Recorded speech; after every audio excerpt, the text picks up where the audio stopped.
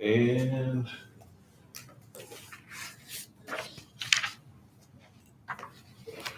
recording.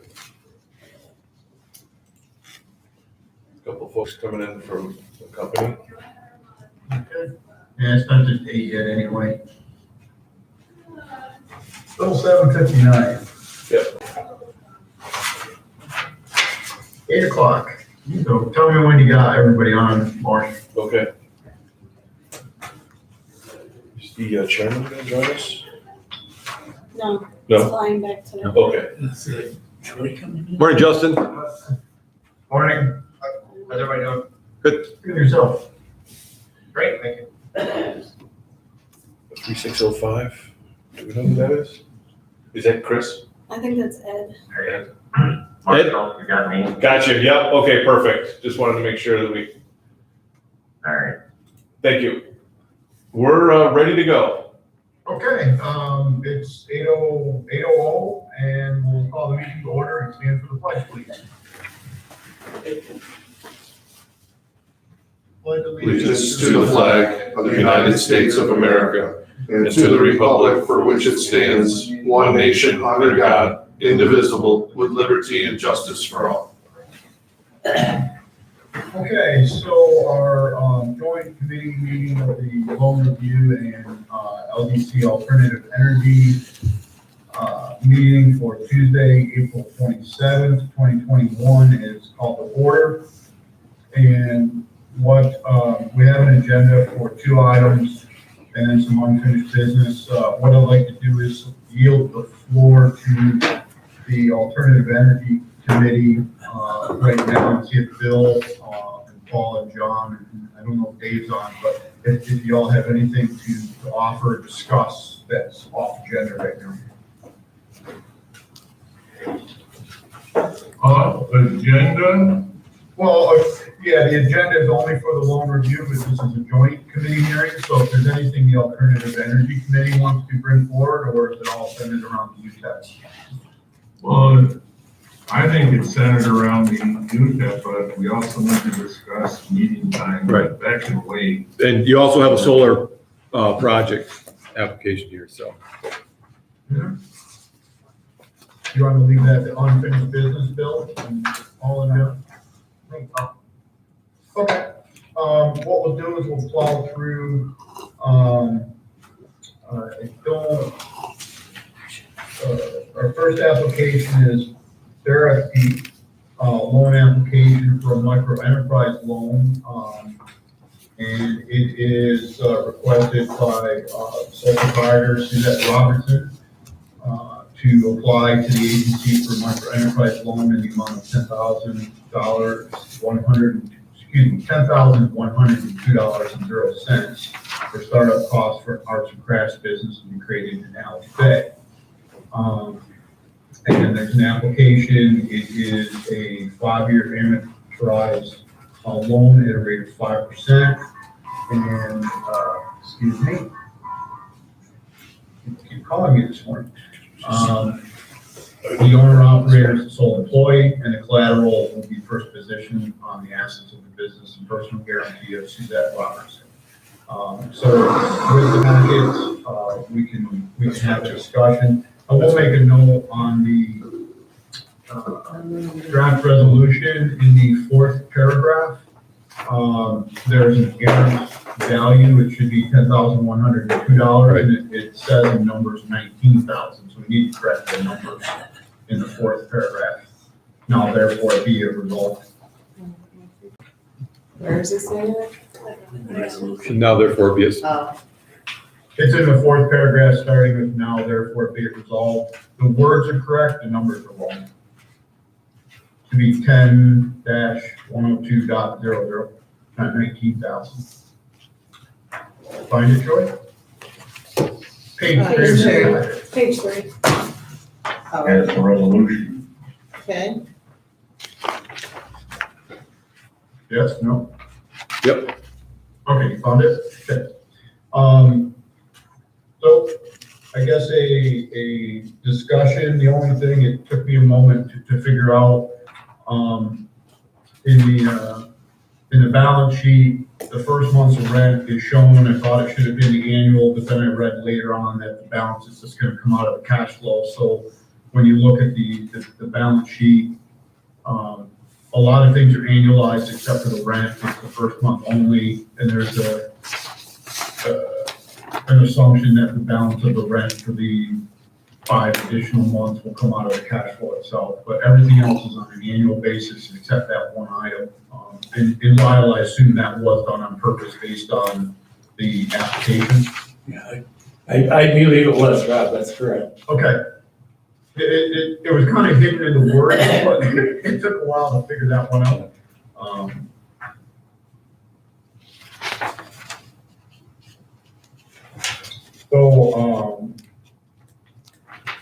John, is Dave Converse, he's not on? No, he's out of town. Okay, so it's just John and I, for loan review? Yep. And then other guys. John, did you see anything else that is worthy of discussion? Well, just in terms of the rent, I guess, it looks like she's renting it for 6 months and then she was gonna come back after 6 months, or after the winter time and come back to the same building. Is that what? It's hard to tell, but yeah, it looks like it's a $3,900 a year, but a year is only 6 months, so they must have some agreement with the building owner that, Alex Bay, like the rest of the communities, have an off season, so maybe that's the agreement. I concluded the same thing there, and also the cost of goods on the cover page were never escalated. There's a couple little minor things, but it still looks like, based on the projections of sales and such, this is a, cash positive from the beginning. Mm-hmm.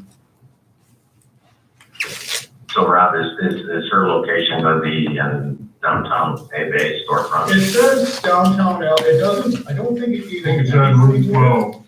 I think it's on Route 12. It's actually cool. Yeah, so it's near downtown. It's actually out on Route 12. Okay, I thought I read downtown, but okay, so it didn't really have an address.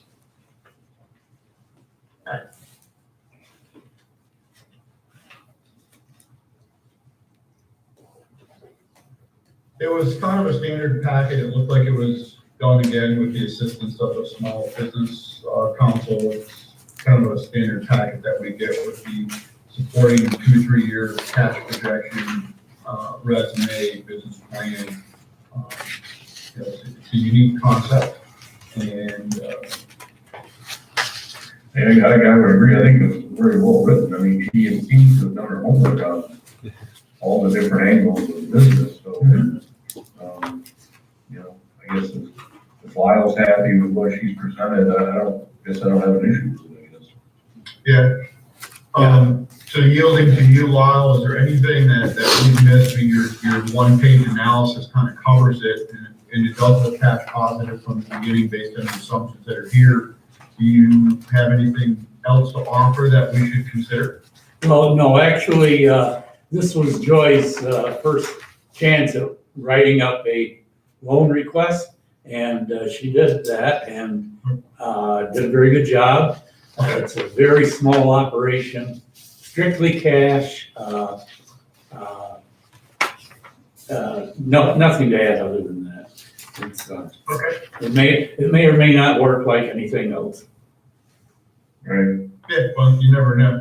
So our investment is, she's putting in, 5, I believe. 5,000 and requesting 10,102 from the IDA under the micro enterprise, 5 years, 5%.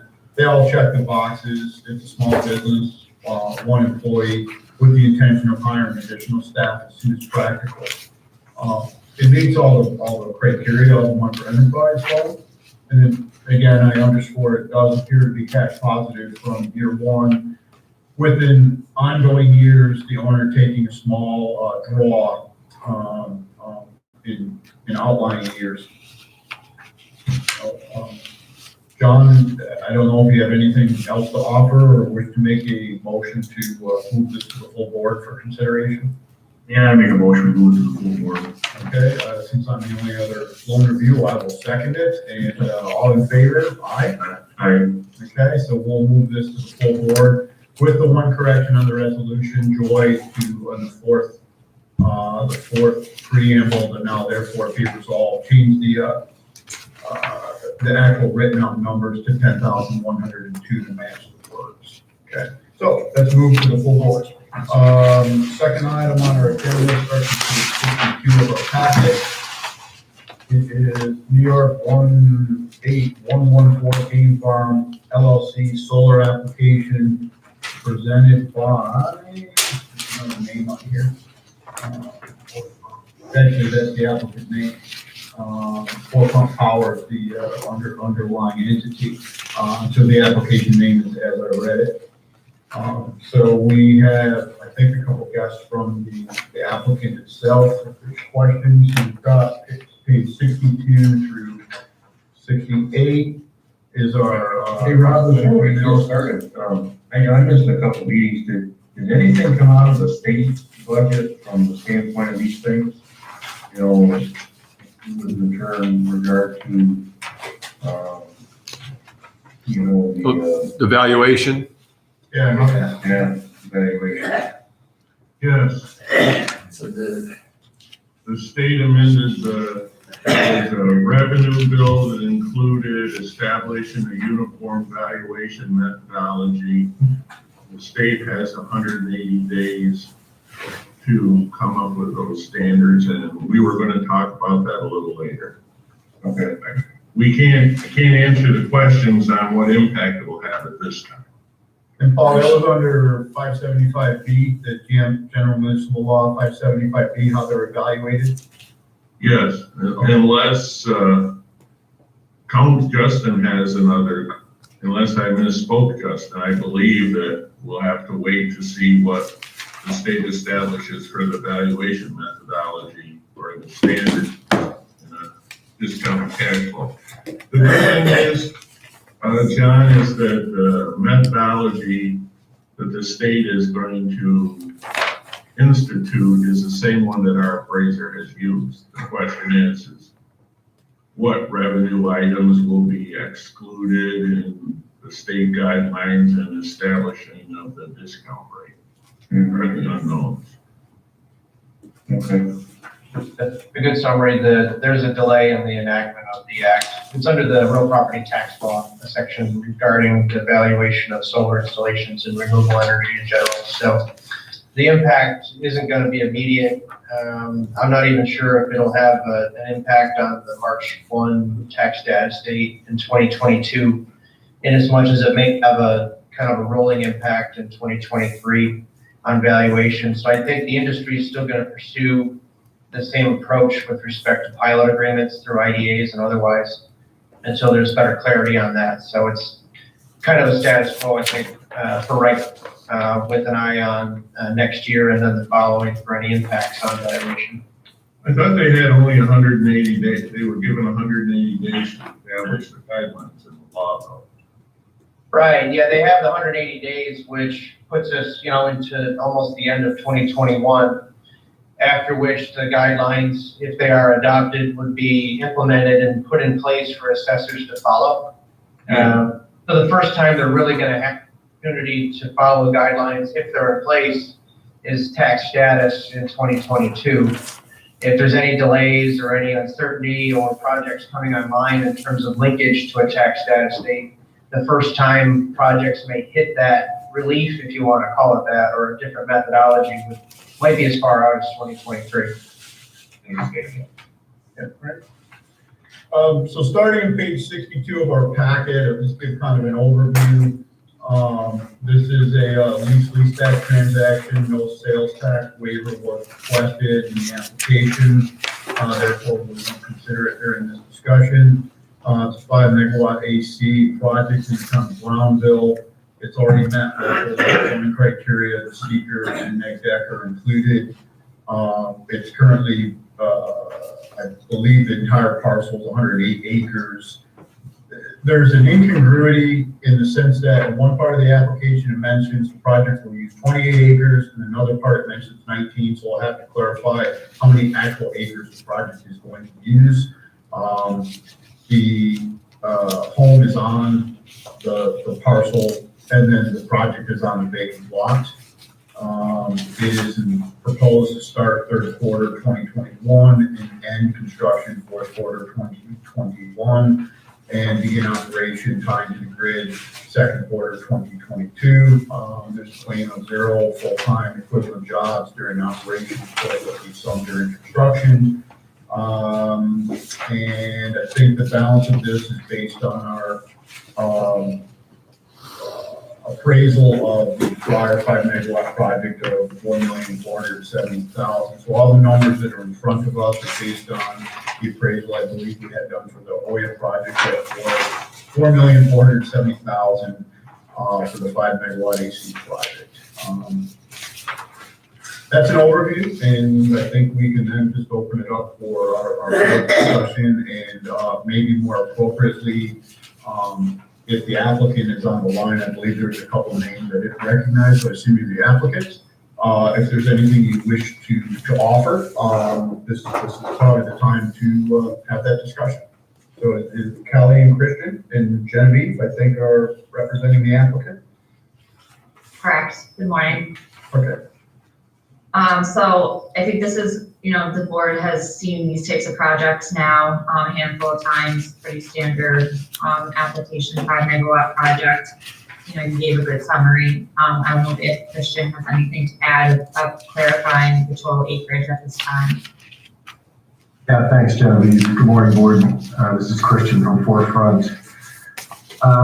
Yeah, I apologize for the inconsistency in the acreage, but the total acreage is just under 25 acres. It's about 24.7 acres, which will include the site access road as well as fence line in. So about 24.7 acres will be the total area. Thank you. Yeah, at this point, our project evaluation is based on the 28 acres, which was mentioned in either, I believe it was in the application. So while we may need to make a small amendment, I don't think it'll have any great effect to the numbers we're evaluating, but I guess for accuracy's purpose. The 24.7 will have no impact on the cost benefit analysis. Okay. That this comes into play when I have to go separately for the land, once the pilot is in place. No, exactly. Just again for accuracy, so because there's some inconsistency within the application itself, so we now have the fact. We can make this document revised if it moves forward and so forth. So is there anything else that the applicant or applicant's counsel wish to offer as far as the summary of the project before we have some discussion? At this time, we're happy to answer any questions the board may have. Okay, thank you. John and rest of the board and. Yeah, I have a question, in terms of the seeker, looking at the announcement from Barclay Damon to all the different things, this was as of September 3rd, 20. I mean, how good or how long are these seekers good for? Here we are now, you're almost May of 21. Don't know the answer, but I think they are preserved for some reasonable period of time. I don't know if there's, Justin, is there a set period of time? I mean, we can't be 5 years, but certainly 6 months is okay. Yeah, they'll go a couple of years. Typically, the expiration or staleness, if you will, oftentimes is tied to a site plan, not necessarily the seeker review, but the site plan approval. Oftentimes will have an expiration date, or a building permit will have an expiration date associated with that. The applicant might be able to speak to whether the approval resolution or any of the town's approvals have an expiration date. If they were approved in late 2020, I would imagine they should be effective through the balance of this year. Okay, thank you. Has there been a discussion with the General Brown School yet? Has the developer talked to them prior to possible pilot? I don't know if Genevieve, Christian, or Kelly, if you heard that question, has there been discussion with the General Brown School District on the pilot? Not to my knowledge and not from our end, because my understanding was that this board, typically handles that. But if you would like us to reach out, we're happy to. Okay. Bill, what was the basis of your question? Are they opted in to 487? Do you have some other knowledge to offer, or is it just not, do you think this doesn't fall under UTEP for some reason? No, I believe they've opted out, am I right, Paul? They're not, I think there's only one school district in Jefferson County, and that being Alexandria Central, that has stayed in the 487. I think the question revolves around, we used to request a letter from the taxing jurisdictions that they support the project and they authorize the IDA to negotiate a pilot on their behalf, but we stopped doing that a couple projects ago. Right. Is that what your concern is? Do they know we're about to institute a pilot? Well, and also, of course, I mean, Parker Davidson working with us, council on this, advising, but we've also had some solar projects not realizing the with this taxing jurisdictions opting out. And in several cases we've had where developers have come in and gone directly to the taxing jurisdictions, being the town, the school districts, under 487, and then get redirected back to the IDA. So here we have a case where the council recognizes that these projects are going through us. So we will reach out to the taxing jurisdictions, let them know about this if they're not aware of it. Okay. I just have one question. Have there been any post-community agreement negotiations with the town or the school district or the county? Christian, I have to defer to you, not to my knowledge. No, there has not been. Okay, good. I have a question as well. It came up from our council, Justin Miller's question or comment about the seeker. There has been no change to the site plan, so therefore the seeker and neg deck would be preserved. Is that a true statement? correct. Okay, thank you. I have one comment, one question. Go ahead. Ed. Coming back to getting a letter from the taxing jurisdictions, I encourage us to still continue forward and do that. It gets everybody in the introductory stage of being on the same page. And I think we should continue to do that and have it as a document that says, listen, you authorized us or you want us to do this in your behalf. Not just the assumption that we're going to do it, but the actual documentation that says we want you to do that. And hence, these community host agreements, it's going to start that conversation then before versus after the fact kind of scenario. I think we should continue to do that. The quick question I have is, where's the interconnect for that project going to take place?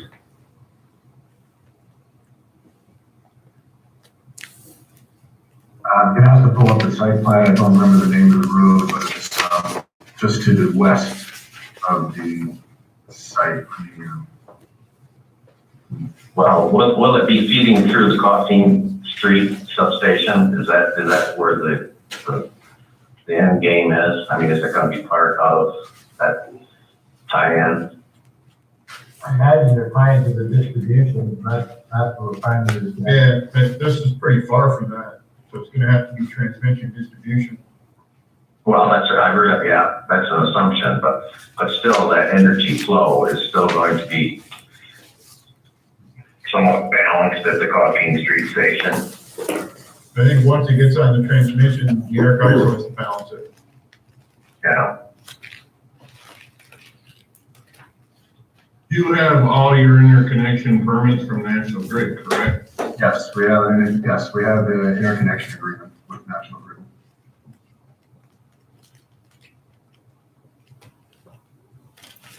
Well, we haven't got an answer there. I don't want to hold anything up, but I'm just, at some point in time, I'm a little I can probably track that down. I don't want to hold other people's time up. And I would just say, as far as requiring the letter from taxing jurisdictions, we talked about it in the board, and I guess the board can decide what they want. I would recommend against that, because I think what we saw is it starts causing some confusion in the process.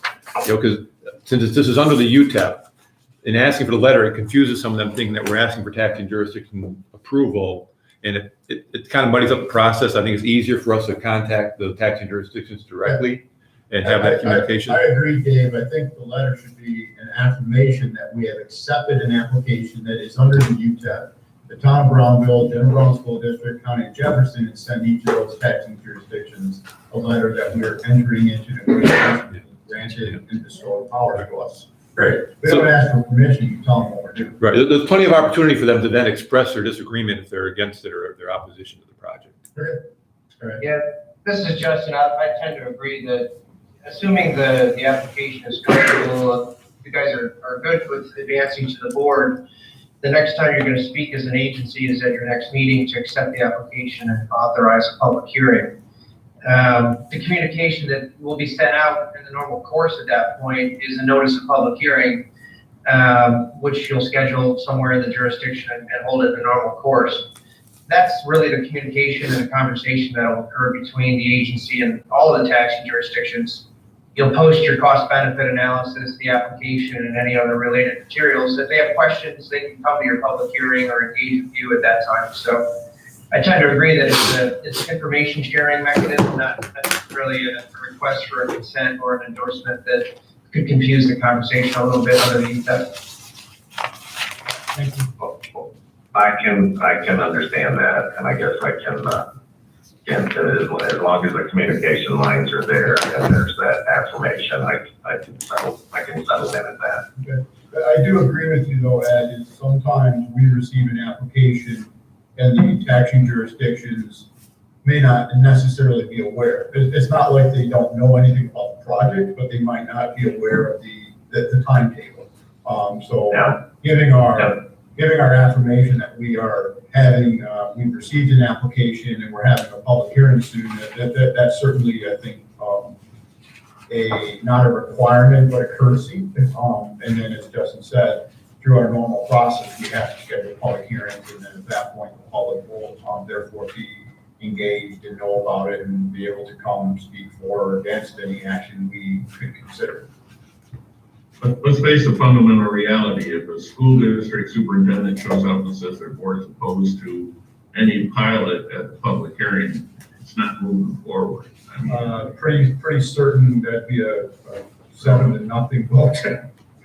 I mean, we have a long standing that if the taxing jurisdictions aren't supportive, that we're back to negotiations or no pilot. So that's been the main reason. One, our desire to know what the taxing jurisdictions thought. We started that when we had the first project come across our table.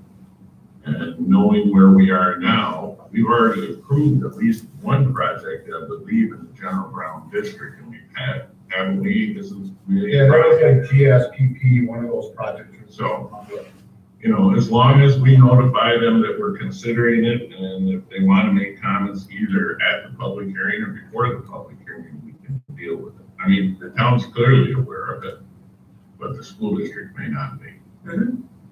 That's kind of thought. I thought that's what route we were going, is we would notify those taxing jurisdictions before the public hearing, so that they have the opportunity to send it out, I guess. We do, we always have. I don't disagree, John. I feel that it's, once we have the loan review, and if this moves forward to the full board at that point, I believe agency should notify the jurisdictions that we have a hearing next month or next period that will include something in their or their taxing jurisdiction.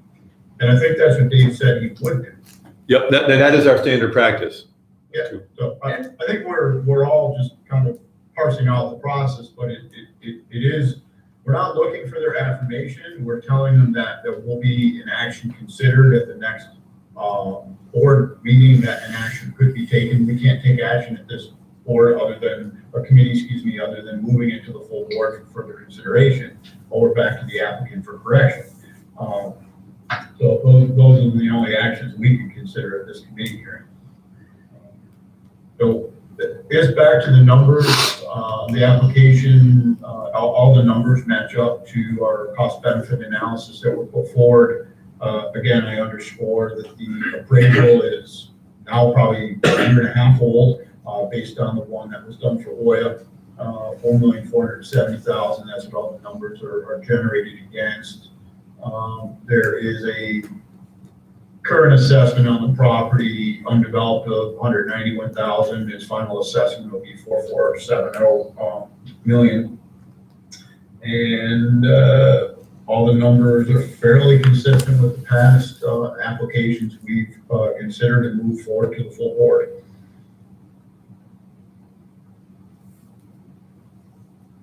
Yeah, I would, move that we move this to the full board. Okay, I will second that, and all in favor? Aye. Okay. Any other discussion from our the rest of our board? I don't have anything. No. Okay. All right. So we'll move that to the full board. We'll just it'll have no effect whatsoever on the numbers, but we'll show the project site is 24.7 acres as offered by Christian, and the application and the cost benefit analysis will be pushed to the full board for further consideration. Okay, other and unfinished business. So before we get to the draft UTEP, and it may be consistent with that, Jay, you sent through a PowerPoint presentation. I think the intention was to kind of consider it during the other unfinished business, and it's kind of very much baked into how we're considering the UTEP. Do you want to spend a moment to describe what's in these slides, if anyone hasn't reviewed them yet, including me? Sure. Yeah, and we just sent it out yesterday, so it's understandable if you didn't have a chance to get through it. So I'll try to do this as quickly as possible. Stop me if you have questions. What the slides represent is a review of the incentive model that another county has developed to try to encourage solar developers to stay away from soils that are considered prime if drained, and soils of statewide importance. As you can review this, the definitions of prime and prime if drained are set by USDA Natural Resources Conservation Service. That's a very definitive definition that's used, and I don't believe there's any need to try to reconsider that classification. Soils of statewide importance are a little bit less quality soil. That is defined both by USDA Natural Resources Conservation Service and the New York State Department of Ag and Markets. Again, that is a well-defined classification. I don't believe there's any need to try to change that. Hey, Jay, can I interrupt you for one moment? Absolutely. So that we were clear, the game farm application, we're moving that to the full board. I don't know if I ended my thought clearly enough. So if Genevieve, Christian, and Kelly, you're welcome to stay and listen to the rest of our conversation. But your application, we're done discussing it. We're moving it to the full board. I might not have been super clear when we ended after our vote. So feel free to leave if you wish. Feel free to listen if you wish. Thank you, appreciate it. I am going to stay on to listen if you don't mind. Sure. Entirely up to you. I just didn't want to leave it that there was going to be more discussion about your application, because I was thinking I didn't really end that very professionally or very clearly. No worries, thanks. Okay, so go ahead, Jay, sorry. Okay. So when you take a look at those prime soils and prime if drained, just to put in perspective what we're talking about here in Jefferson County. Active agricultural land. I'm using the New York State Certified Ag Districts as a way of indicating how many acres of active land we have here in Jefferson County. There are a total of 240,000 acres of ag district land in Jefferson County. Okay, 240,000 acres. Of that 240,000 acres, 77,000 is classified as prime and prime if drained.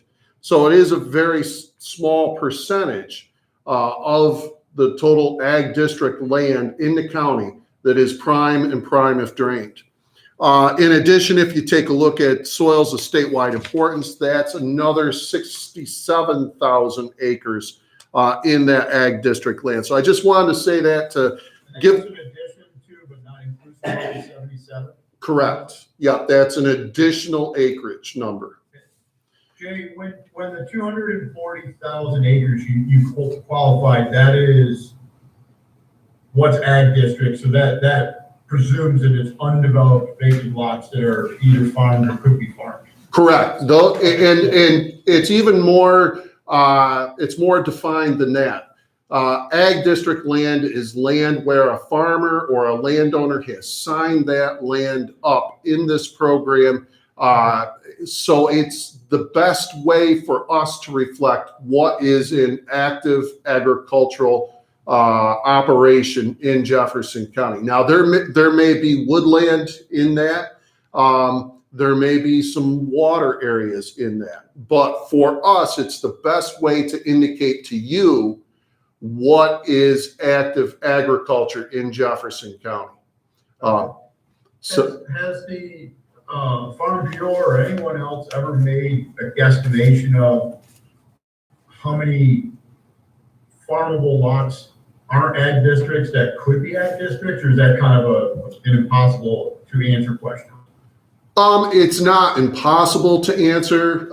You could look at land classifications in general in Jefferson County and come up with an acreage number. So there are far many more acres available to agriculture. Whether that's prime or not, I could not say. We'd have to consider that. Okay, Ed, go ahead. Well, I think for a bigger perception, Jay, would you say that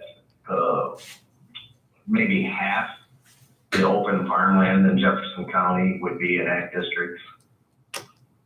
Would it be half? Would it be that high, or would it be more? Okay, to make sure I understand your question, Ed, you're asking me of active farmland in Jefferson County, how much is in ag districts? Correct, yeah, roughly, but ballpark, or just a guesstimate, almost. Yeah, I would say, I guess. Ed, if you consider all of the farms, which that starts to include your more hobby type farms, so please excuse me for using that term, but there's no other way to put it, then yes, if you consider all that land, then we are looking at probably half of the active agricultural land in Jefferson County that's in ag districts.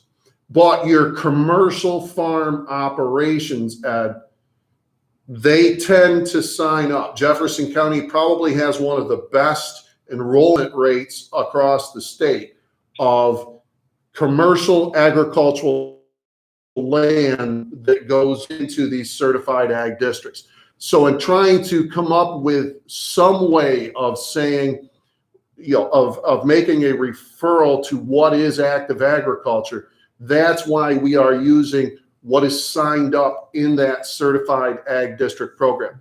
But I'd ask that we don't necessarily get hung up on that at the moment. I'm just using the certified ag district land as a reference point to indicate to you why considering prime agricultural soils is important. Because 77,000 acres of the 200 and what I say here, the 240,000 total acres in ag districts. So it's a small percentage of that total land base that is actually prime soils. that's a reference point for you to use. About a third.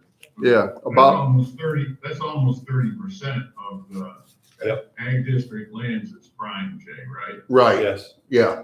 So, I think it's important to point out that properties that go into ag district is all voluntary. It's not like the county goes out and says, you're an active farmer, your property is in an ag district. And I think what Ed is getting to up in Orleans, I don't think any of the projects in the Orleans utility scale project are in ag districts. Okay, a lot of farmers choose to keep their property out of it because they have more flexibility in the use of their land for if they ever decided to get out and subdivide. So I think it might be helpful, Jay, if you talk to Mike Horsey and send out a copy of the ag district master map that they have at Farmland Protection. I believe I have sent that out. Actually, I sent a request over to county planning yesterday, asking them if they could produce a chart that indicates all of the community and commercial solar projects and the amount of acreage that is considered ag district land and the amount of acreage that is considered prime and prime if drained soils within those parcels. So it's One quick question, Jay. Yep. So when you're giving these soil breakdowns, there's a lot of ag district lands that have never enrolled for benefits. Correct. You could be in an ag district and not apply for benefits. Okay? So when and you gotta correct me, it's been a while since I served on that board. When a property goes into an ag district, is there a soil breakdown required to add my property to an ag district? No, not at all. Are the numbers that you're giving me, are the breakdowns for those people that have enrolled for benefits where the soil breakdown by type is necessary? No. We have, all of Jefferson County has been mapped. All of the soils in Jefferson County have been mapped. And so we can go back, even though those requests are never made, we can take a look at a parcel of land, say the John Jennings estate in the town of Lorraine. We can take a look, even though he hasn't requested it, we can take a look at a map and say, okay, John's got X number of acres of all of these soil types. And that's what we've done, is used ag districts as a reference point to measure the amount of prime soils so that you can compare how many acres we have total in ag districts and how many, what percentage of that is actually prime soils. Okay, and I just want to go back. We had the meeting a couple of weeks ago where we had the Farm Bureau there, and I had suggested that we talk to the individual identified by the Farm Bureau rep as the Albany guru for Farm Bureau. And one of the things that we need to find out is, do we expect ag and markets to do that drill down in their review of these larger projects to those type of soils? You know, we need to know, no one knows how ORES is going to operate, how they're going to, and how ag and markets will play into their review of projects that choose that process. So, you know, are they going to require that a soil breakdown based upon a submitted design plan? Those are the type of questions that I would have for Farm Bureau that is, you know, working to try to get a handle on how ag and markets is going to handle their review. Sure. Paul, that's one of the questions I had for you as the committee is, do you want me to set up another meeting where we invite a person in, either via Zoom or in person, to talk about those issues? So that was one of the questions we have is, it's Elizabeth Walters. She is the Deputy Director of New York Farm Bureau, their Public Policy Division, and she is their point person on solar. You know, one thing I'd throw out, Paul, and it may not be a real positive comment, but from my life experiences, I would venture this, and looking at what's coming out of Albany and the governor's initiative for renewable energy and now federal initiatives for renewable energy, as it relates to DEC protecting prime farmland, I'd venture, this is my opinion, they're gonna give a fair amount of lip service, but when it really comes down to enforcing actions that they have available to them to prohibit or disincentivize solar siting on prime farmland, I don't think it's gonna happen. I think if we truly want to protect prime farmland, you're gonna have to do it locally. I don't So- see- But we're still a home rule state, whether the governor wants to believe that or not. New York has laws to allow citizens to protect their locality. Hey, Right. Chairman- I share your view that you have an agency that's created by the state, that the members that sit on that board are all appointed by the governor. If you think they're going to not try to deliver the governor's agenda, we're all sadly mistaken.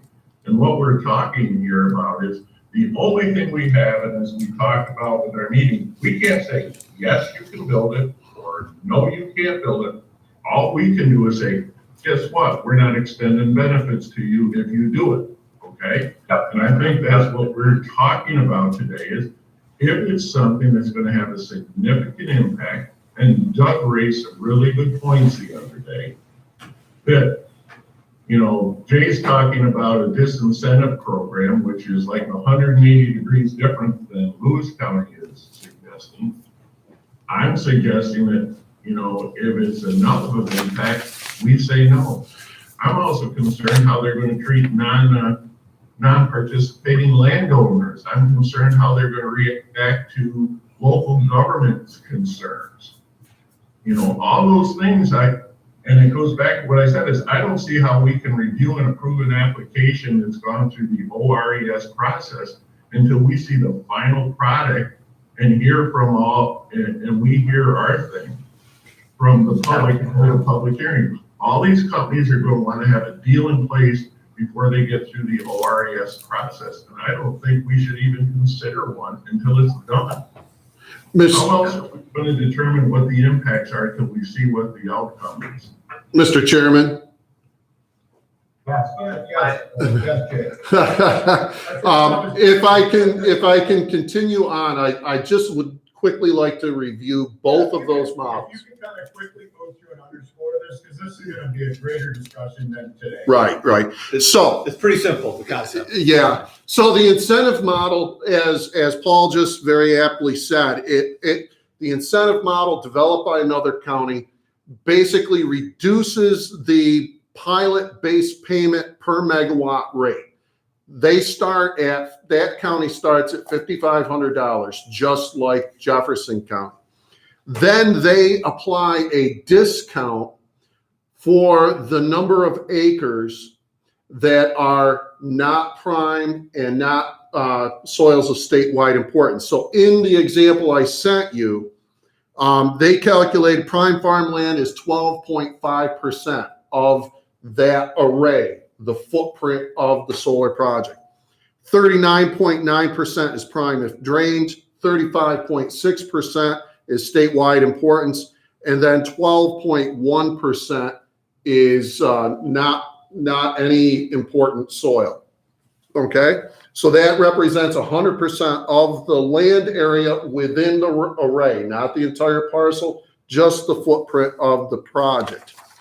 So then I won't go through the math, but they convert that acreage amount into a dollar value, okay?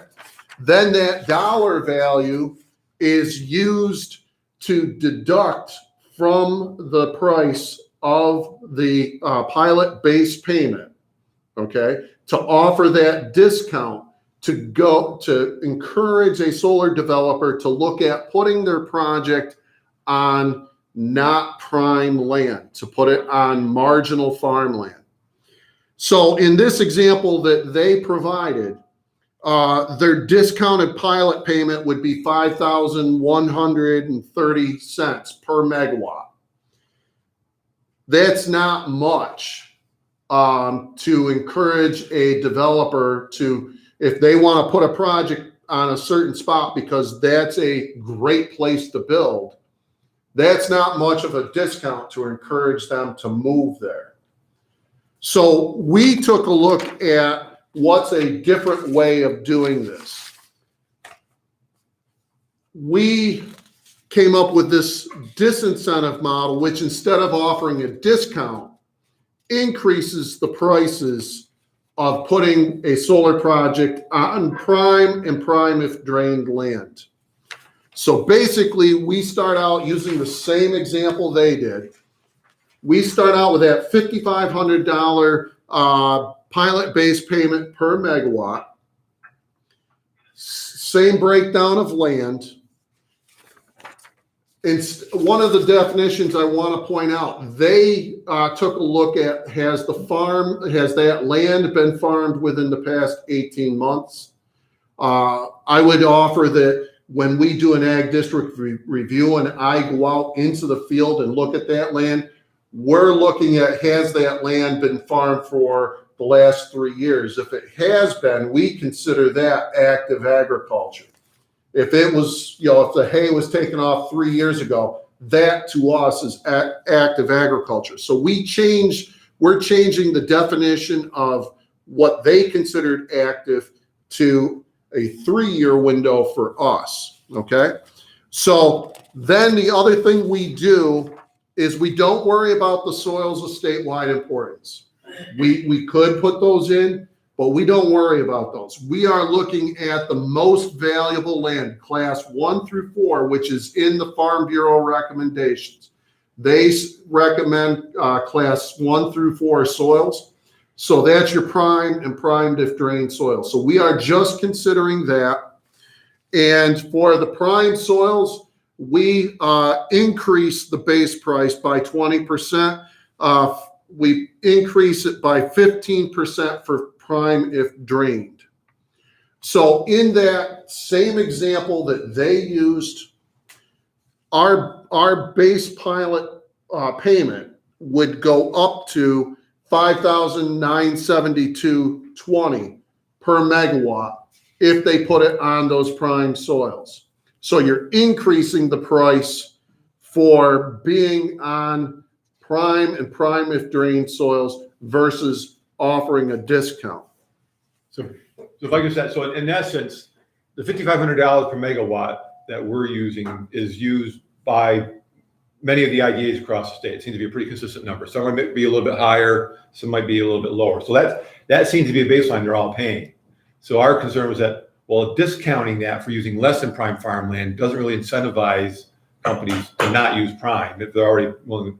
So you might go the other way. And we're not necessarily recommending those percentages on the increase side. We just took those, the discount from the other county, just kind of reversed them.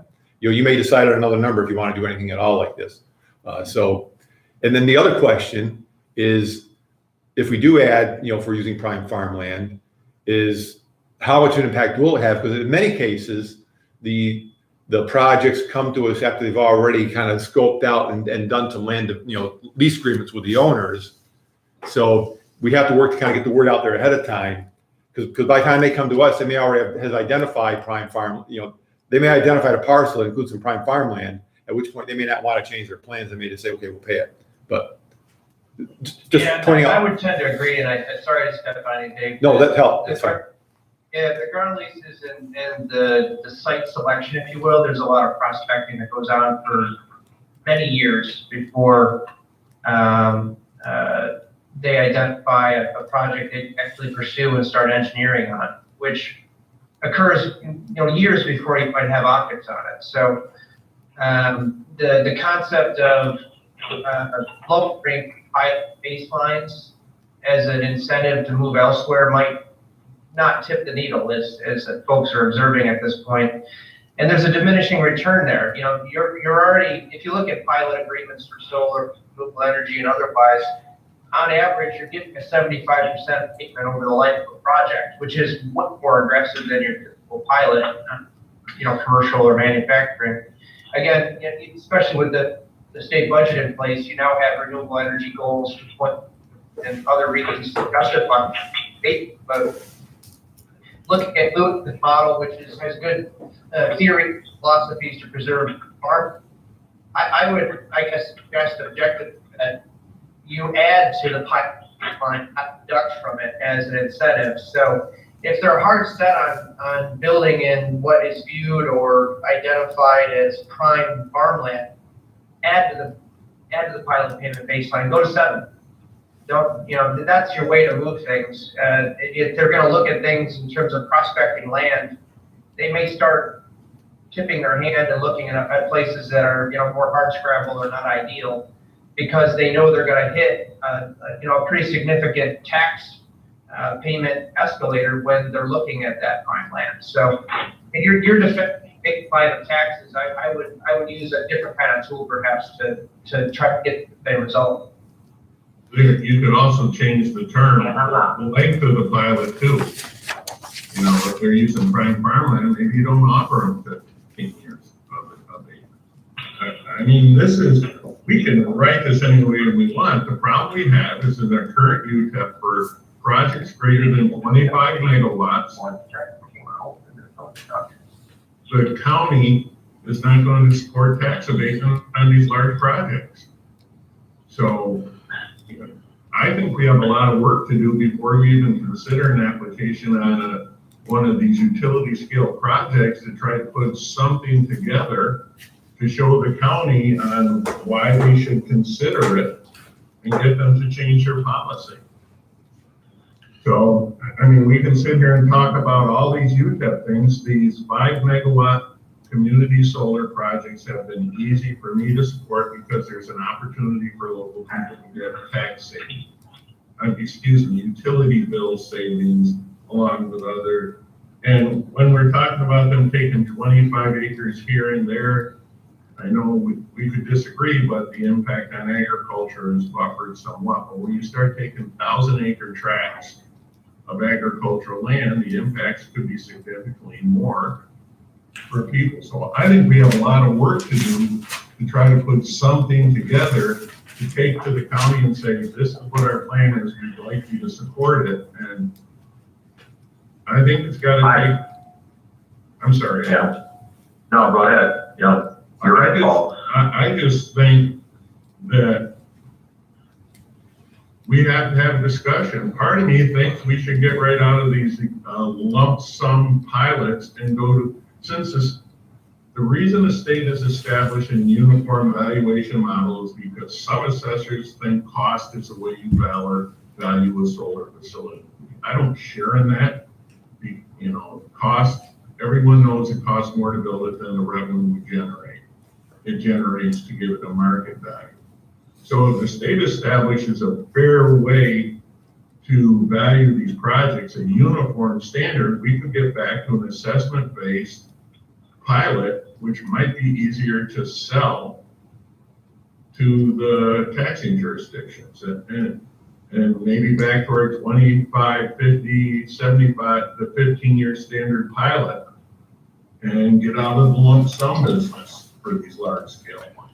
So just to clarify, so when we're talking about possible disincentive to preserve, in order to preserve prime farmland, are we only talking about concerns over the utility scale projects? Or are we also talking about, I'm hearing two things, or are we talking about trying to minimize the use of prime farmland even by the smaller projects as a committee? We had varied opinions at our meeting. Doug thought the small scale ones had an impact. I guess I don't know.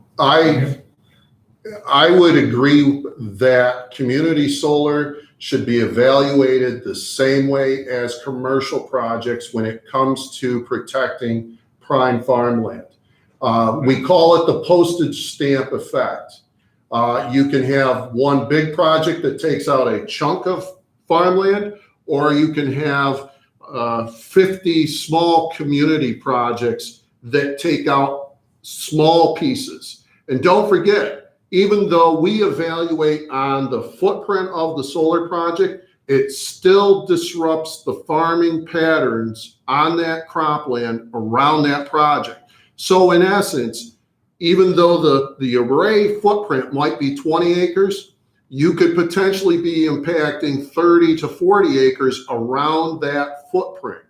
So I would offer from my agricultural opinion that community solar and commercial solar need to be evaluated for the protection of farmland in the same manner. I agree, Jay. It's a simple supply demand thing. If you take 20 acres of prime farmland out of supply, the demand cost of it will grow up incrementally for all other farmers. So if our goal is to protect farmland, which is what we started with, evaluate them all the same. I mean, there should be no difference. Yeah, you're right. I think everybody can agree on that. But one point I want to make for perception, because I'm afraid we're going to burn through this process and spend hours coming up with a disincentive mechanism, which we probably should. But in the end game, I don't know how much impact it's going to have. And I say that for these reasons. You take that 240,000 acres of ag district land that is our potential piece of the pie, or pie, full pie. You take 77,000 acres out of that as prime farmland. That's acreage we need to protect as prime farmland. Now, let's throw this scenario in it, and this comes from our last meeting with farmland protection. When the question was posed to these projects' footprint, a lot of these projects might have a 20 or 50 acre or 150 acre footprint, but in that, if you look at those prime soils, there may be a corner of the development is considered prime farmland. 2/3 of the rest of the land mass in the development is non-prime farmlands. So at what point in time do we provide some kind of an acceptable level in the project? Now, Doug indicated maybe, 20%. If their total project had 20 acres going under panels and 5 acres of it was prime farmland, that in reference to the owner's wishes may be acceptable from a public standard of allowing those 5 acres to go under solar panels to accommodate the siting for the other 15 acres. So if you put that factor in there and not shutting a project down and allowing some acceptable level, you do that, I think most of these projects are going to move forward and can be shifted a little bit, and nobody will be really stopping some deterioration of prime farmland. And as a reference, let's think of the Borlitz project, which is involving, that's Ron's project, right? Correct.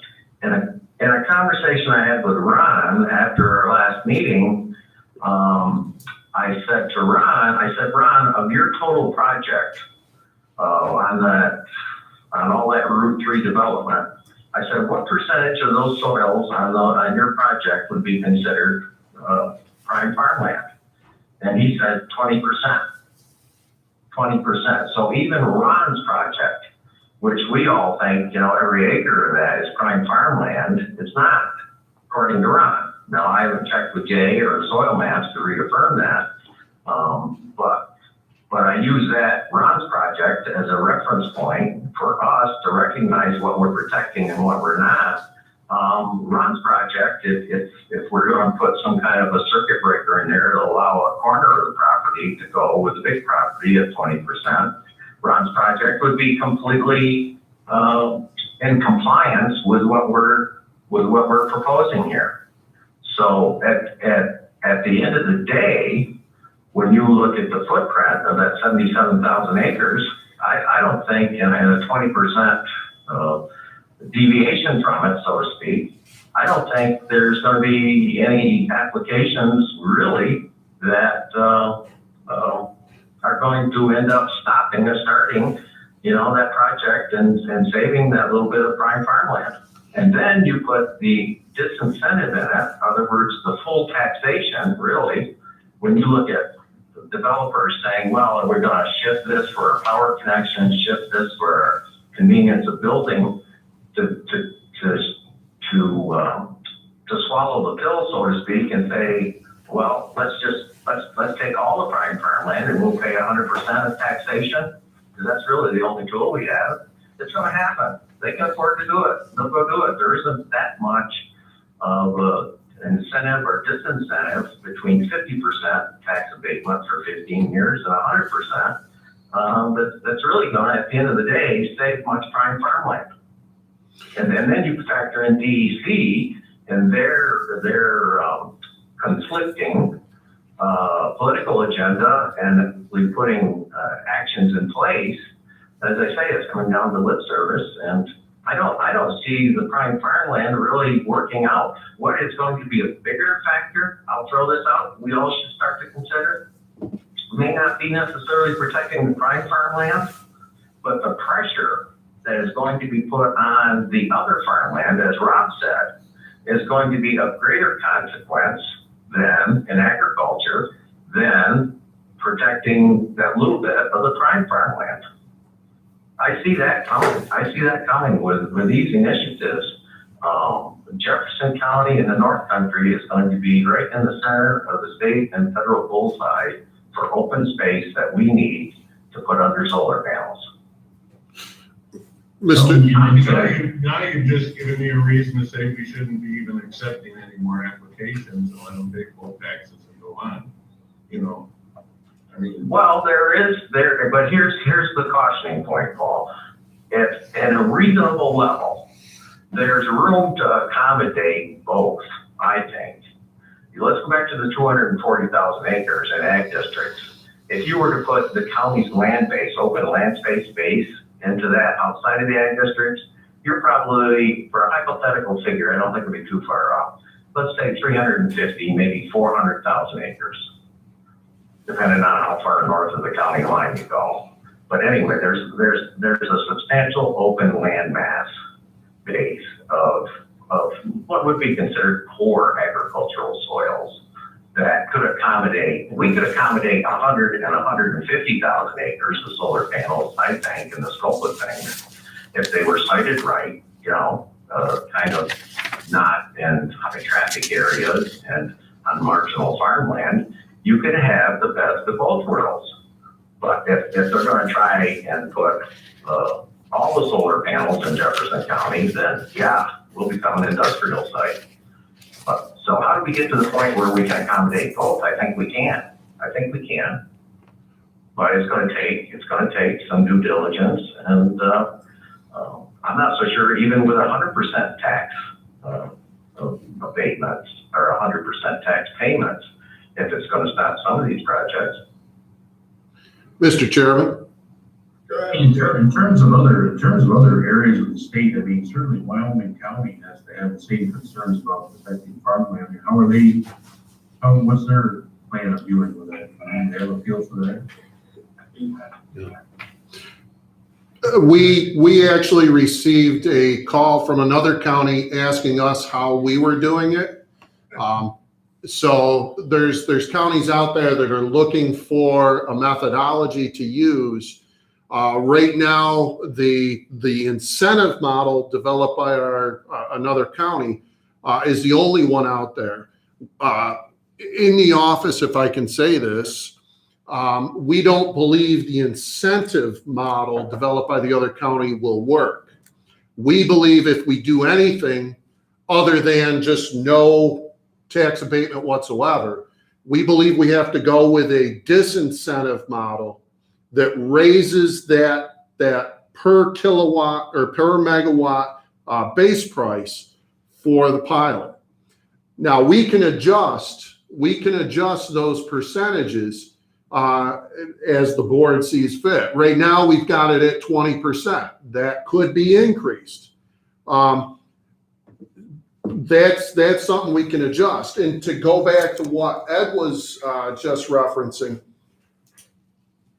to do something to protect prime farmland, you've got basically three choices. Come up with a disincentive model that raises that base price, or don't offer any any pilot at all for that project on prime farmland, or do nothing. Those are your three choices. And to also address your concern, the disincentive model, or both models for that matter, look at it on a per acre basis. So the more a developer goes on marginal land, the better their pilot base price will be for them. The more they go on prime farmland per acre, the higher, under the disincentive model, the higher their pilot base price is. And it's on a per acre basis. So if a solar developer is understanding our concerns and moving their project on marginal farmland as much as possible, it is beneficial to them and beneficial to us to protect that prime farmland. Jay, first, let me say, Jay, I understand your concept of the postage stamp projects and, the small things. But I'm gonna go back to what Justin said. These projects, before we even know they exist, probably has all their landowners and a conceptual site plan already in place before we even know they exist. So when we look at, we have 5 or 6 projects of utility scale in the 1,000 acre range minimum each, or a little less than that. It's kind of hard to push them away from soil types at this time because, if we put in that disincentive model, and I'm not saying I'm opposed to it, but the Brownville project was pretty much all the way through the site plan review process before we got wind of it.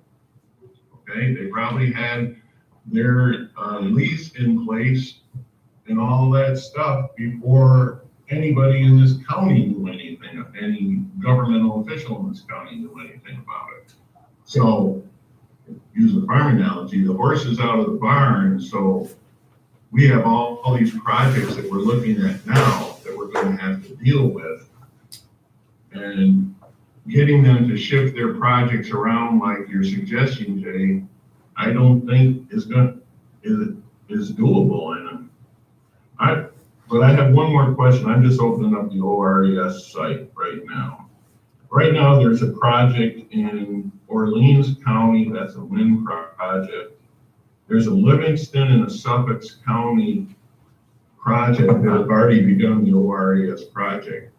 Have we had any conversations in either of those? Have we reached out to other IDAs to see if they know what they're doing with the utility scale projects, Dave? I did speak to Livingston County, actually, when we were going through looking at some of the examples, including Wayne, Schuyler County, some others. And Livingston County is, at that point, was one of the few that was just starting negotiations with a utility scale project.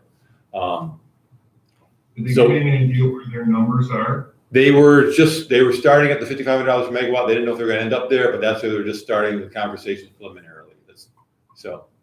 Because when Ed and I had Ed, I think you were at the meeting where, or either you brought it up, that most of these companies are saying that 5,500 in utility scale might be out of the realm of reality. Do you remember that conversation, Ed? Yeah, well, as we try and formulate our UTEP, right now I'd be of the persuasion, put a resolution forward that let's get to the end game right now. Let's just for disincentivizing these projects from going on prime farmland, let's say 100%. You're not going to get a pilot, full taxation on any prime farmlands. But the other aspect that coming in at 5,500 on utility scale, that is the loaded gun that the developers will take to the governor's new siting process. What's the number? Is it the 94C? 4C. Yeah. and say that, you know what, the local community is being excessive in their taxation development for these large scale solar projects, and it'll go right out of our hands. That'll be the bullet in the gun that the state was looking for, to turn around and say to us, well, it's excessive, so we're going to formulate that pilot for you, and it won't be $5,500 per megawatt. It'll be at a commercial scale. It'll be closer to probably 35 or 4,000. I had two comments, I guess to stay on task here. We're only talking about the draft UTEP, and we were considering up to 20 megawatts, because after 20 megawatts, you can opt into 94C, so they lowered the threshold. So utility scale, yes, they're concerned, they have a bigger impact. Frankly, they don't fall under the UTEP. But an observation or a comment I'd like to make, a larger utility scale project, just like in planning and zoning, we can go hire experts. We can go hire financial experts. I believe we have to look very carefully at a utility scale project and analyze all of the costs and benefits, and analyze what exactly 50% taxation is. We're allowed to offer up to 50% taxation. I don't think we're going to get to that answer today. It's not in a package that it's 4,000 a megawatt or 5,500 a megawatt. It's some other number. We need to do a financial analysis of what 50% tax abatement is, and start with those numbers and negotiate something with utility scale. So I think trying to package them under $1 per megawatt is, it's a concept that won't come to conclusion. So are you saying, Rob, then we as a public entity will be applying for, on potential utility scale projects, we'll be applying for monies from the developer for doing that? But we talked about escrow accounts. I mean, as part of, again, I referenced planning and zoning. When you have a more complex project, the applicant pays for you to determine a set of facts to either take action on the project or not. So, and Justin, correct me if I'm wrong, but I think it's in our purview, if we need to go hire a financial analysis, or Justin needs help with legalities, we need to determine what actually 50% taxation is on these large projects. They're not wrapped up in a bow at 4,000 megawatt. And we talked about our UTEP applying to 20 megawatts and lower, since 94C allows 20 megawatts to opt in. So I'll just leave it at that, and I'll shut up again. Well, my only comment is, Rob, is above 20, right now above 25 megawatts is a deviation to bring the project into our fold, so that there really is no 50% threshold for projects over 25 megawatts. It's whatever we can negotiate and make the communities, or convince the communities to accept. So that's the one difference. I'm just saying, start at 50%. Why would we start less? I mean, if why would we penalize somebody that's under UTEP? Again, my personal belief is start at 50%. Maybe we won't end there. Well, I just to dip in and sorry to interrupt, but I'm about to begin working with Lyle on a cost benefit analysis calculator that we've used in a number of other counties to look at not only standard commercial and industrial type stuff, but also a spreadsheet that is tailored for solar specific or renewable energy that entails the use of a per megawatt dollar amount for the added value or the installation. And I literally was working on it a second ago to send to Lyle for this particular project, our first one through the system, just to kind of compare how we look at metrics in other counties compared to the cost benefit calculator that you folks, I think, use through CPR or otherwise. The one that I put together and I'm about to send over to Lyle includes a column that shows what percentage of full taxes they're paying under this per megawatt regime or structure. And the solar or the renewable energy tends to sit somewhere between 20 and 30%, depending on where a county or an IDA lands on its per dollar amount per megawatt. So that generally is how they pencil out. So when you're talking about using a 50% standard, and I know that we have a conversation and a little bit more of elaboration to go through on the UTEP. Right now, you've got a UTEP that allows up to 15 years and an average 50% abatement for standard-ish kind of projects, manufacturing, commercial, and otherwise. And then we have this new class that is going to be defined for renewable energy projects on a per megawatt amount. That per megawatt amount has nothing to do right now. If you're sitting at 5,500, you're never going to get 50%. But you can analyze the project, the data that you can collect, be it the raw land value that is always going to pay full taxes. You can look at the added value, the installation, and what impact or what assessment may be assigned to that as built, and that's going to change. Right now, you have an appraisal category or approach that we just talked about, 4.6 million on a 5 megawatt project, which sounds about right. But the new cash on cash analysis is going to impact that for not only small projects, but larger ones as well. And if you get into those metrics and they become clearer, you can use the spreadsheets and charts to figure out, okay, let's just change this column to 50%. That may suggest that on large scale utility projects that they pay between 12 and 15,000 a megawatt. We just don't. Justin, I need to interrupt you for just a second. I need to let the guys know I need to drop off here, so I'm sorry. I gotta go to the meeting, so. Okay, thanks, John. Can I ask you one quick question, John? Yeah, Are you okay if we were to have another meeting and bring in New York Farm Bureau and Lewis County? Because we got to engage with Lewis County here soon as we have a project crossing the line. yeah, We're having another meeting like that? yeah. Okay, thanks. Have a good day, John. All right, see you. Bye, John. Thanks, Go ahead, Justin. Continue on.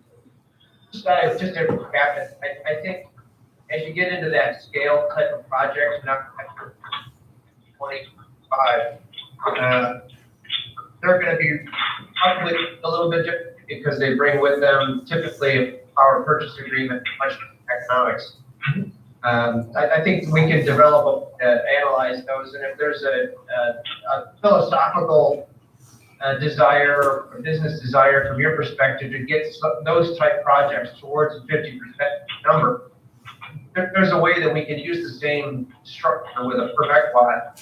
It's just the value and how we equalize it, what that per megawatt dollar amount will be. And Justin, that's just my opinion. It's just a wish. It's an evaluation metric. You said it's a key performance indicator. What is 50% tax abatement? We're never going to get there. You're correct. Most of these smaller projects were between like 32 and 58%, I think is the numbers we've been in. So yeah, but to understand what is 50% tax abatement, again, I think it's a public trust thing. We look at a project that is being subsidized by the state, federal government, and then we abate taxes 70%. I think the public needs to have facts. And if they want to engage and disagree, fine, show up with pitchforks and sledgehammers. But if they're happy with it, great. I just putting actual facts out there and not using the term somebody said lip service to the public that we're just following standard tax abatement. So back to then talking about getting appraisals on every project once the methodology is established. I think, frankly, Paul, larger projects, I think it is a utility scale project. I think applicants should pay the entrance fee to put all of the facts out there. That's the cost of getting an incentive from this county. That's my opinion. Well, I've spoken to that. I also believe we have a lot of work to do to get to a revised UTEP and how we're going to handle the smaller projects and the bigger projects. It's the reason I sent an email out that I think we need to do a moratorium on accepting any applications for these large projects till we get a handle on what we're going to do. And I'm going to bring it up at the May meeting that we should institute that moratorium and then spend the time. Since we have no projects in the ORAS system right now, that process will take up to a year. We can take 6 months and figure out what we're going to do instead of trying to rush through and come up with a methodology. You know, I'm concerned that the state, you know, Justin, you mentioned, I'm concerned the state is going to determine what are acceptable revenues to be used in an appraisal and what are not acceptable revenues. I mean, until we know the methodology that's established by the state, we can't do an appraisal on one of these large projects or any project over 1 megawatt. So I don't know why we should be, you know, talking about much more than these smaller projects between now and when the state establishes that methodology. And again, generically, back to the UTEP, the 20 megawatt and lower, I'm fine with generically all of the discussion we've had. Anything that I'm qualifying to do extra is for deviation, the larger projects. So nothing for the, if we lower it to 20 megawatts because to match with 94C regulations, that's a discussion we have to have. And Yeah, the current UTEP is less than 25 megawatts. correct, but 94C lowered it Right. to 20 megawatts and higher can opt in. Good point, So yep. I think we need to match with whatever state legislation allows, because if we have one evaluation process that falls under, say, local purview, which our UTEP tends to match, and then they don't follow local purview and the state tells us how to evaluate a project, we have that sort of gap. And we need to make sure that that gap is covered. We may not come to that same conclusion ultimately, but that's just my opinion at this point. First off, the state can't tell us to grant a pilot. No, I mean, how to evaluate numbers. You're correct. Okay, good. I just mean how to evaluate the numbers so that, again, I hate giving the public lip service with fake numbers that something's debated 50%, 30%, 100%, whatever the numbers are. It should be factual. If these projects were creating any real substantial post-construction jobs, this would be a lot easier analysis to do. That's what's driving me is, you know, we're giving huge abatement, and other than the construction jobs, a lot of which come from outside the area, there's really no lasting benefits other than what they pay in taxes. So we're not gonna. I think there are some, when you look at the acres that are gonna go under solar panels, there'll be aftermarket jobs. I mean, my neighbor down here right now always got a contract with 2 of the months for vegetative cover maintenance, you know? He's probably gonna use sheep, you know? They're actually offering contracts to maintain the vegetation under them. And again, those are the ones that conform to UTEP and smaller. I think we've all said it, tend to have less of an issue with how to evaluate what the community benefit is, especially if it's a community aggregated community benefit project. But my concern comes with an industrial scale project. Those have to be analyzed much more differently and more carefully because they tend to have a greater impact that you might not know all the impacts initially. They creep up on you, and then all of a sudden there's 2, and then there's 3, and then there's 4. And if you all of a sudden have 4 industrial scale projects, I'm not sure they have the same impact as 50 small projects. And I don't know if it's higher or lower. I'm just saying the impacts can't necessarily be weighed the same based on the amount of acreage they take up. And how they're good for the public benefit. I mean, I don't know about you, but I'm not experiencing blackouts at my home, so we're not energy deficient in this county. We're already approaching 100% renewable in this area. We're transmission bottlenecked. I mean, there's a number of other greater factors that lead to what end is all of this required in the first place, but I don't want to get on a political soapbox. So anyway. I think I sent out an article, I don't know if I sent it to everybody, I think I sent it to Jay, about where closing down of 1 nuclear power plant on Long Island. I think it was Long Island. Yeah. Indian River, Indian Point, sorry. And they're taking offline more generation than all the generation of alternative energy in New York City. This article's 7% of the carbon-free generation in the state offline, and it's replacing it with not every free. Anyway, Not to- can we kind of summarize or end this discussion and get into the draft UTEP? And I have one more unfinished business matter. Moving along, we could talk about this for hours. Right. So you're suggesting at least in, Do we want to have a meeting? I know Jay brought it up, that it was my idea. Do we want to have a meeting and bring in the Albany individual for our bureau? Do we want to bring in Lewis County and discuss with them what we're thinking about pilots for utility scale? Do we want to try to gather more information of that? If nobody wants to have a meeting like that, that's fine with me. I think we should bring somebody in from Albany to talk to our board. I'm not sure if we want to bring Lewis County yet, because we don't really have anything to tell them, do we? No. But I think it would be great for us, maybe a little more education, and I think it would be for our whole board, or whatever. And between that and what Justin's working on with Lyle, I think those would be the key metrics that we need to better understand how to shape what we fall under our UTEP and more importantly, how we analyze it.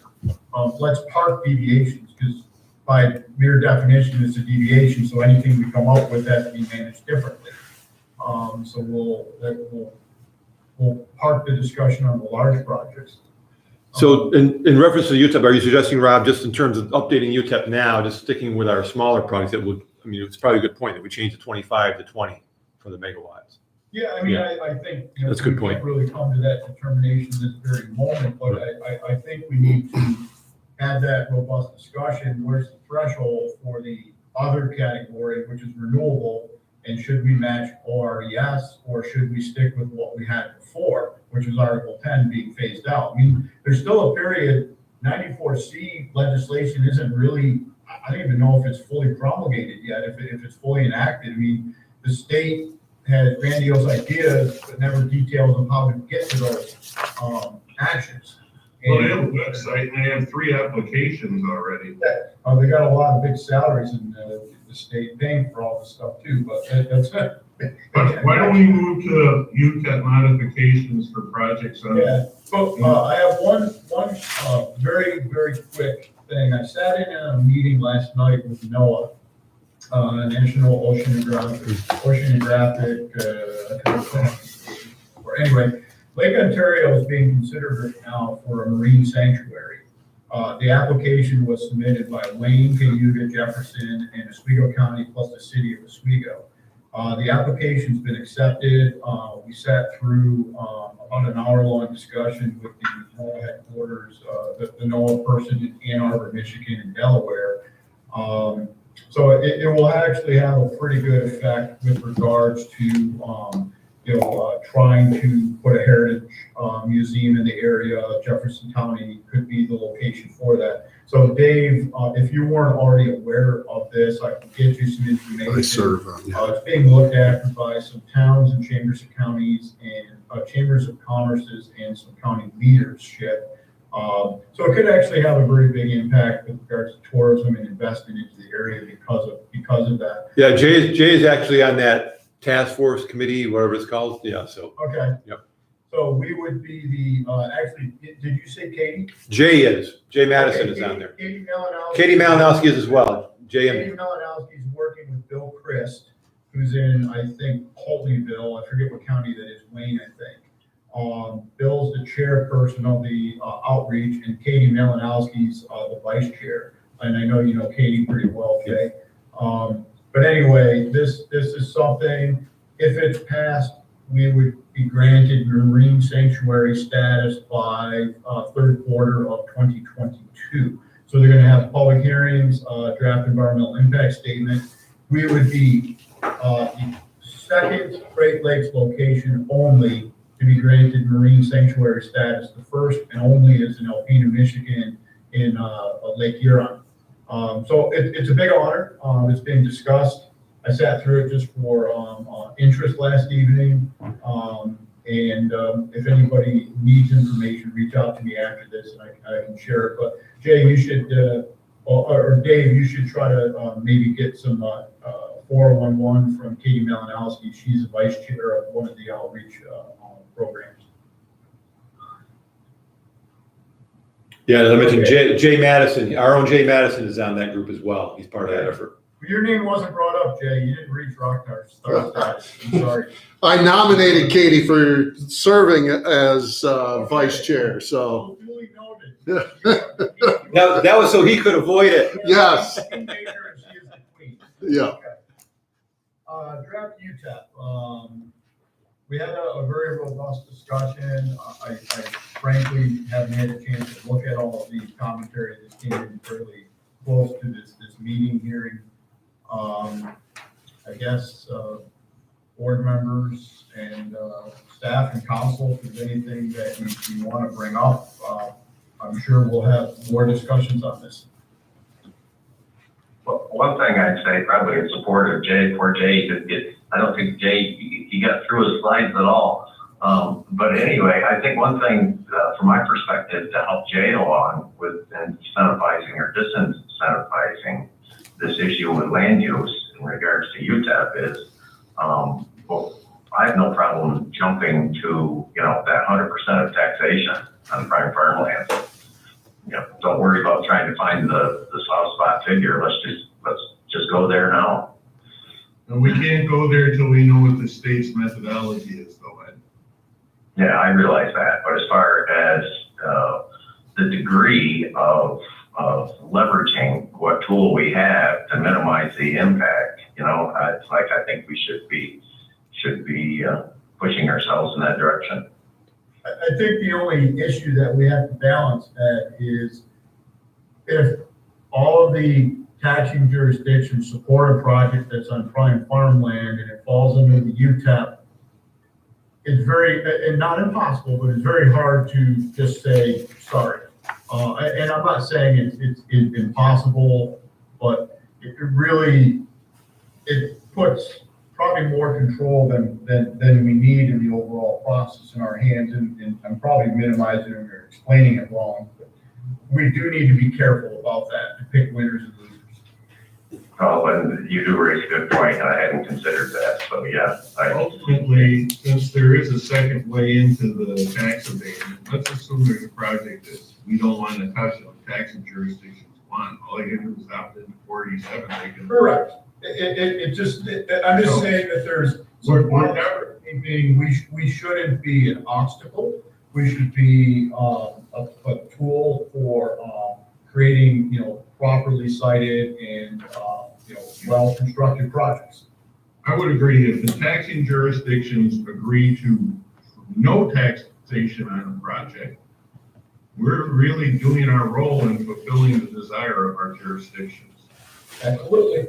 Okay, so my one concern about the UTEP is, and this comes back as to what Matt pointed out, and it's that 50%. I think we need to make the 50% taxation as a goal and not mandatory, so we don't end up having to someone bring it up and force us into a deviation scenario. Because as Matt said, we can deviate from deviating. We don't want to get into that way. So Yeah, I think Justin has some thoughts on that deviating from our own deviation. But anyhow, I think we need to make, a goal of 50% taxation over the life of any pilot, but not make it hardcore. Once again, if the communities agree to a number, and it turns out that that's only 37%, I'm okay with that. Right. If they want 70%, or if a taxing jurisdiction says 0, or 100% taxation. So I don't think we need to, I think we need to limit the term to 50 years, and our intention is to try to achieve 50% taxation over the course. You're talking about 15 years, not 50 years, right? I said 50? Yeah. It's like, whoa, did I miss a conversation somewhere? I guess I need another beer for breakfast. We heard it here on the committee hearing, 50-year pilots have been held great. Are you talking in regards to solar? Are you talking in regards to solar projects or to pilots in general? Alternative energy projects. Okay, all right. So, Quite honestly. so right now, and I guess Yeah.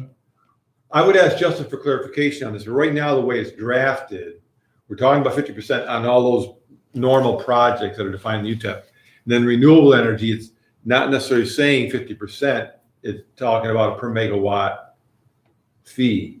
So I'm not sure, are we tied to that same 50% in the previous section, Justin, with the way it's written?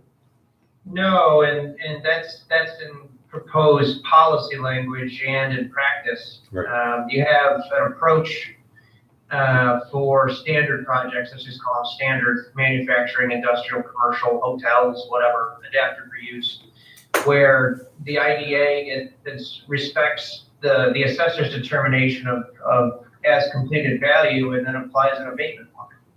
And the way you have that defined is that over 15 years, you have to average that 50% abatement. And that's your policy, barring a deviation. And, you can talk about longer years or a fixed dollar or a more aggressive pilot as a deviation in that context.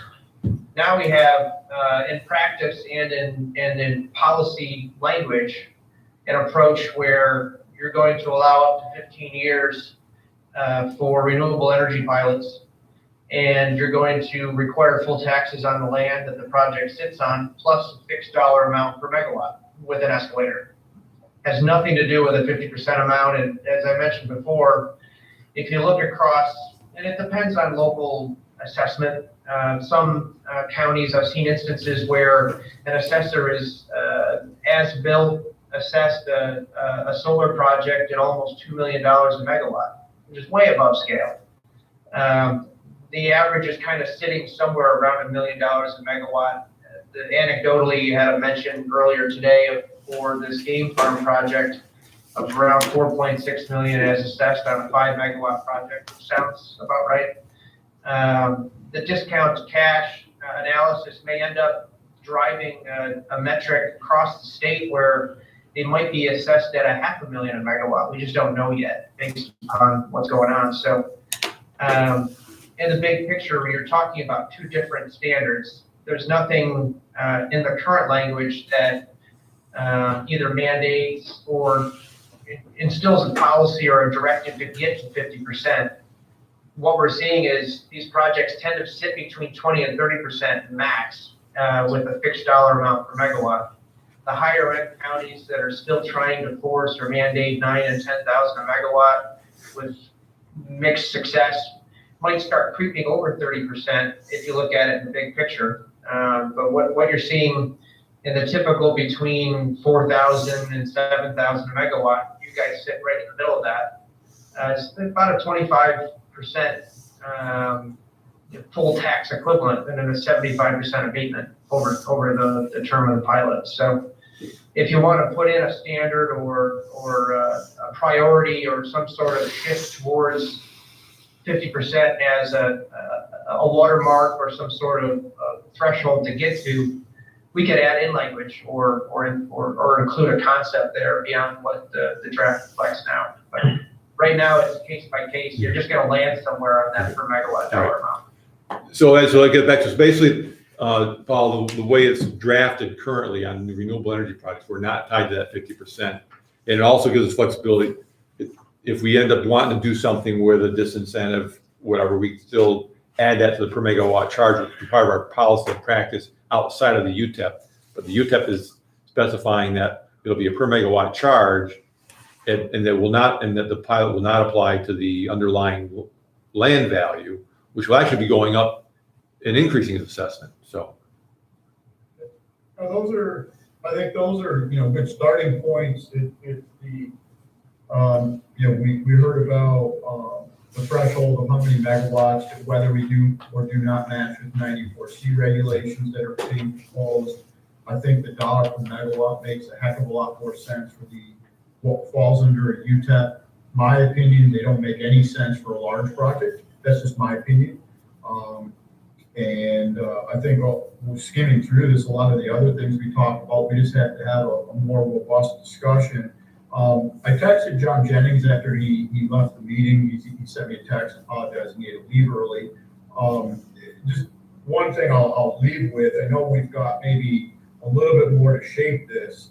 I wonder if it were to our advantage to set some timelines to collect some more data and then maybe have a special hearing with our full board to talk about UTEP only, because Sure. these things tend to take 1, 2, could be 3 hours, and we don't want to do it in a normal board hearing where we're trying to do other actions. And I know we're getting into busier time periods as we approach summer, but Dave, something to consider. Should we try to set some timelines where we collect data, get a draft, give the full board, a couple weeks notice, and then maybe have a special hearing and talk about the UTEP and the UTEP only and get it knocked out? Yeah, no, I agree. I was planning to bring up to the May meeting kind of what we want to do in terms of the schedule. What I've been doing right now is just kind of piecemealing it out. Like today, asking you to kind of look at the solar, just to start getting some comments to help get us further along. So we've got a closer draft and we're ready to give you something. Yeah. So a couple things I personally like to see is, once Lyle and Justin are comfortable with this new evaluation technique on the cost benefit analysis, I mean, that would be good for the board to just now starting to get comfortable with the data we do have, and it's easy to recognize and look at. Whether we change the threshold of the per megawatts, and Paul's brought up the duration stuff as well. So those are a couple things to consider, including the disincentive or incentive program for farmland discussion. So I think those are the main topics we need to come to some generic conclusion to put a draft in front of the board and debate it and take action to move it forward. Paul? Well, I would consider continuing with if we're looking at the non-ORES projects, I would continue with Jay's concept of a disincentive program in there. My only last comment is that I believe we do a project agreement. I've talked several times about, I think it'd be nice to gather data like post-construction of a project, how many, payroll by zip code type data, so we know how many local people are really getting the construction jobs, how many local businesses are benefiting. That's really not a UTEP thing, is it? No. Is that a project agreement? Well, and follow-up question, and are any of those factors somewhere they should enter into, that whole cost benefit? We usually do cost benefit for, getting the project here and built and then, but it's like, shouldn't it be part of that cost benefit for actually the duration of the pilot? There should be a simple recording form. This kind of came out of governance committee too. It was one of the issues that we said we need to start tracking better, is those construction accountability during construction and post-construction for jobs. The more data, which is factual, that we can plow back into decision-making and support our decisions, the better off we are. So, I mean, all we're talking about is KPIs, key performance indicators. There are criteria within the UTEP that suggest if if an applicant says they're going to create 3 full-time equivalent jobs and they don't, we have the ability to do the whole clawback and other stuff. So we've had those discussions. I think we've all recognized there's low to no jobs created after the fact. Yes, Ed, you bring up there's maintenance jobs. It's not zero. There's no full-time operational jobs generally. I agree. Yep. But there is the clean-off. And so when Lyle does the cost and benefit analysis, I think he's using kind of like a NYSERDA model or something, but there's just percentages in there. They're not really facts, they're just guesses. And I don't know if we have enough data yet. We really don't have very many operational renewable alternative energy projects, but it is good data to collect, to be utilized at some later date. And Justin might be able to help us at some point, I mean, notwithstanding clawback, but just to make good conscientious decisions when we set the dollar per megawatt. It's good to know about all this other stuff. What is the community benefit? What's the actual community benefit? Oh, you got to collect it on project day so we can expand the analysis for project B, so. But that's really not a UTEP issue, is that correct, Justin? It'd be a project agreement if we wanted certain reporting? Yeah, the UTEP's really a living document that deals with the scale and degree and details on the benefits you're gonna confer. You also have or should have what's called a project evaluation and recapture policy. They may be two policies, but on the evaluation side, you can look at things like those secondary, tertiary, impacts of a project, whether it's construction jobs and absorption through the local labor force, long-term jobs, whatever things you want to have reported during the life of a project to, contribute to the metrics or at least analyze.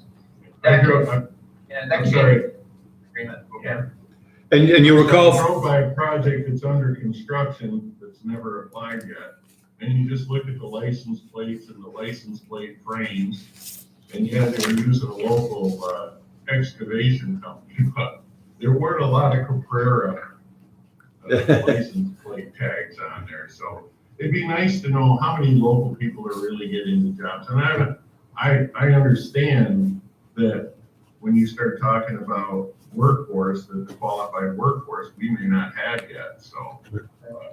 well, I mean, you recall, I did mention a while back, I'd like to bring, we've got a pretty good relationship with our labor folks here. John O'Driscoll, the electrical union, we have time about getting into one of our meetings. If the agenda's not too long, maybe this next board meeting, we can get them here for discussion on utilizing local labor and how best to evaluate and track that. But maybe we could just ask him if his members are getting any of these projects we know that we're working on. He hasn't had the workforce. And I think that's part of the problem, isn't at trained skills or anyone available. Yeah, or actually when the first oil project was done, when I talked to John, his problem, he had people, but they were already committed. They were working out of the area on projects. Yes. So sometimes they're just not available and sometimes they are, Nevertheless, we are reporting this stuff through Paris. I know, I think Peggy still does all those reports. So if there's some additional things that is at the pleasure of the board to collect some additional data, I suppose it's not bad metrics as long as it's not cumbersome to collect. It's always good to have facts to analyze your decisions. I mean, I guess I can't underscore that enough. I try to practice it every day of my professional life too, but we don't want to make it cumbersome on the applicant. But at the end of the day, I think we want to, 15 years down the road, support, hell, we made a very good decision with this project. Or, boy, we made a terrible decision with this project, and then analyze it. All right. Incorrect. Good point. And I agree, Rob, and I'm afraid we don't see the freight train coming down the track right now in regards to this solar initiative. Well, the freight train that's potentially going to come to the end of the track and go off that, maybe, I don't know. But, 5 years from now, I look at what wind did as far as tearing communities apart and pitting neighbors against neighbors, and it was a sad situation in more than one community to see that happen the way it did. And we may get to that point with solar, and we're going to be right in the center of the bullseye as far as public accountability, keeping the peace and balancing, economic opportunity, taxation, and land use. We're in the center of it. So I'd say, we better be careful and we better make sure we do our due diligence. Otherwise, we are going to become the bad guys real quick. Well, I don't think you should discount that wind is dead in this county yet either. no, it's not. No. I think solar is going to flip a certain amount of population back toward wind. This might, you wait and see. Right now, I'd much rather. Yeah. I'm sorry, I already have received calls from people about the Boralex project. Okay, there's going to be an outcry there from residents in that neighborhood. That's why I'm concerned. There's a lot of balancing that has to be done, like you just said, between desire let's face it, the real winners And really, the only real winners are the underlying landowners that are leasing the land. They're the ones that are making out the best in this whole arrangement, so, you know. Well, I still say, let's do it right. There's room to accommodate. There is substantial tax revenue, you know, that can come to play here and help communities do a lot of great things. You know, Lewis County, you know, is a pretty good example, you know. Their school districts and, you know, their county taxation, the wind towers did some and are doing some nice things for that community. As long as, you know, the tax benefit is the benefit side of it, we need to understand the cost side of it. And that's what's never really fully been, there's not been a balance sheet for some of the larger projects to look at all of the underlying costs. I mean, we've talked about taking land out of circulation. We've talked about, you know, other soft costs. We just need to really identify all of the costs and verify it against the benefit and make an evaluation. And once the facts are there, the facts are there. I try to come in without a super strong opinion one way or the other and let the numbers speak for themselves. And we've fortunately not had one of these larger projects, but these big projects, again, I'm going to say it, I don't think they're $1 per megawatt solution. I think there's some other solution, and I don't know what that is just yet, but that's just my opinion. Well, so we have a market. We're laying the groundwork for the UTEP, that's for sure. Yeah, really, the things of the plain vanilla, the stuff we can process quite quickly, the things that the county is trying to promote, the things the landowners and the tax jurisdictions seem to accept much more greatly. I mean, there's going to be a lot of arguments for and against when you get into larger projects. These smaller projects, I mean, we very rarely even have the public show up to talk about it. I mean, there's just, it's making sausage. I mean, it's just, we turn these things through with a very robust evaluation process, a very conformed evaluation process, and we come to generally the same conclusion each and every time. Other than, as Paul brought up a couple times, if a taxing jurisdiction is against it, we stand back. We have to understand the outcry of the locality. And that's been our kind of marching orders thus far. Okay, so just, I don't want to stop discussion, but we're coming on 2 hours. Right. We need to talk about changing we need to talk about either going later in the morning or changing the day of these meetings because it conflicts with the LDC. Okay. Or who's not on the meeting that we can put on the WIC LDC so we don't have to. Jennings, John Jennings said he volunteered. He sent me a text. No, he's on the committee. He can't. Oh, crap. Give it to Converse then. He's not on. No. Either Lisa or Dave. They're the only ones not on. I mean, would Wednesdays work? We could move it to a Wednesday. I mean, other than Dave Zembiak, I mean, we can change, just as a standing committee, we can change the date and time at our leisure, can't we?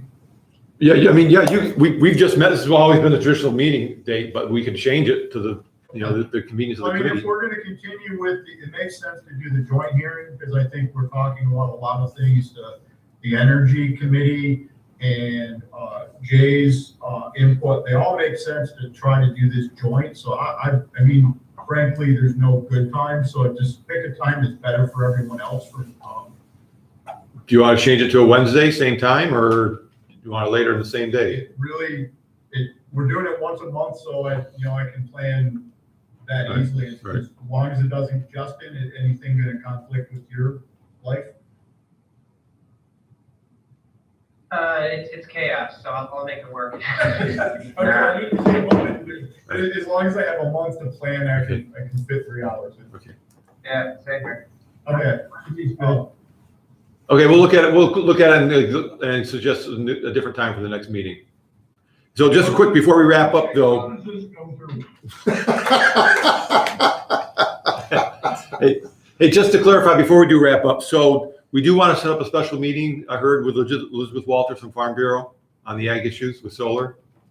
I think it's worthwhile to I- reflect that set of facts. Yep. And then we, like, at the full board meeting, we have to set some sort of timetable when we're gonna have Yep. I call it a hearing, but a meeting Yeah. about the UTEP, once we have these Yes. facts to Right. actually look Okay. at what we'll call the final draft. Right.